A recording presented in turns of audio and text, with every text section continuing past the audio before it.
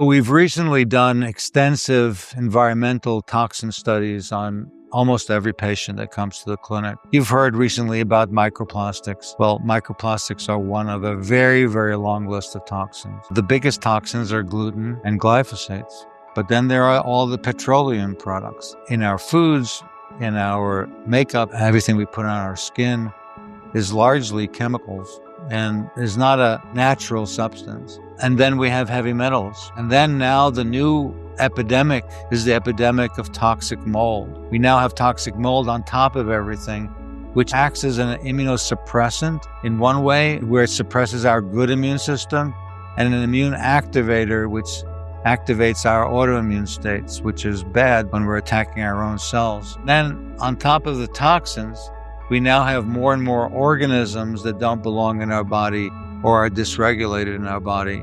So from the biome, from the fungi in the biome, to the parasites, to the viruses that we have lining our blood vessels and lining the brain that we never paid attention to, but we've known about for decades, are all coming into play, leading to the body to being overwhelmed on a day-to-day basis. So with the overwhelming of our detoxification systems, and detox systems are attached to all the other communications networks of the body, it's making our immune system deficient, it's making our metabolic system deficient, it's making our repair system deficient. You cannot overcome that by taking 10,000 steps a day. 10,000 steps is very, very useful, but it's not enough. You have to get an evaluation of what is my toxic load?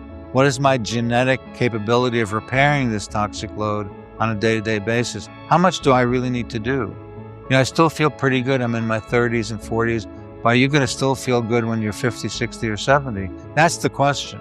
I don't want to hear much about longevity from a 40-year-old. I want to hear it from a 70-year-old person that's a true example of health. I want to engage with the best minds that have made their lives healthy and teach us how to do it in a way that is current, because the old style is over. The 50-year-old data points have no bearing and relevance today.